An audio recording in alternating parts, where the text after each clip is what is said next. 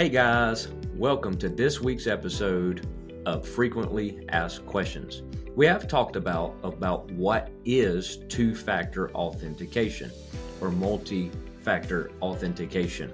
So we're going to talk a little bit today about implementing two-factor authentication for your company.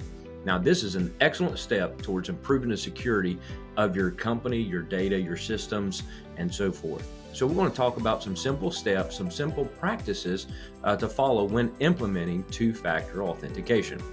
Point number one, choose the right two-factor authentication method. Now, there's different types of two-factor authentications.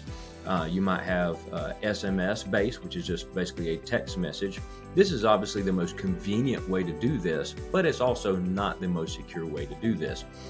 They are app-based, where you have an authenticator that'll give you a key that renews itself every so many seconds depending on the software.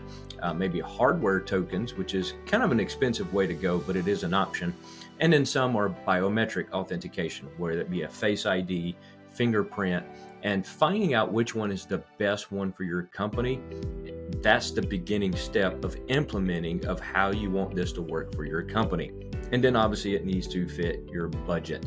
So pick the one that is right for you. And then the next step, after you have picked the right method that you want to use, is educate your employees. Now, if you're like me, sometimes changes is not fun and you're like, why do we need these changes? Why do we have to do these extra steps? And a lot of times just miscommunication is one of the reasons that things get hacked and things get done improperly.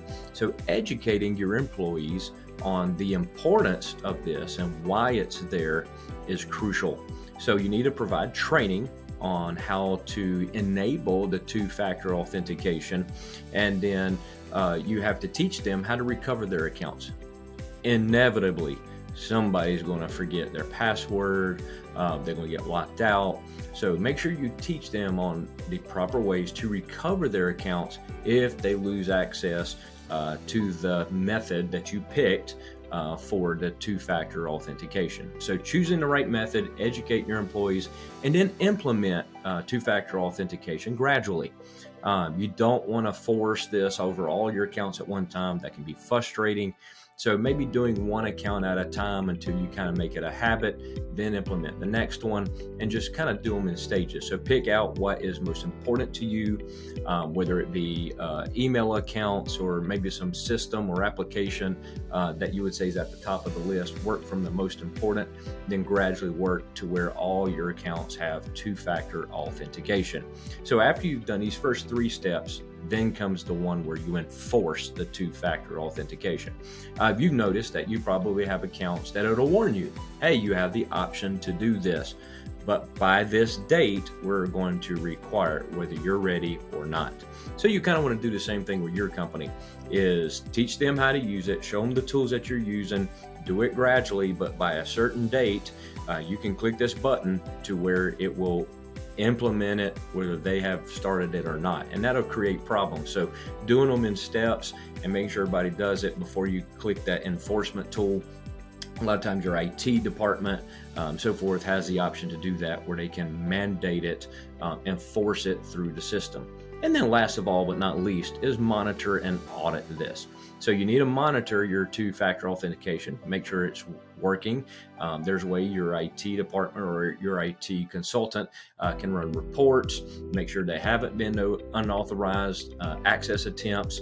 And then there's auditing tools that a lot of companies have access to. And if you don't, again, your IT provider can provide that for you, and they can generate potential vulnerabilities and so forth, and kind of test the system to make sure it's working right. The last you want to do is assume that it's working and then get caught, and then your data and your information has been exposed. So choose the right FMA method, educate your employees, implement it gradually, and then eventually you will enforce it overall throughout the whole system, and then monitor and audit this. And if you follow these best practices, you can implement the two-factor authentication effectively and securely for yourself and your company.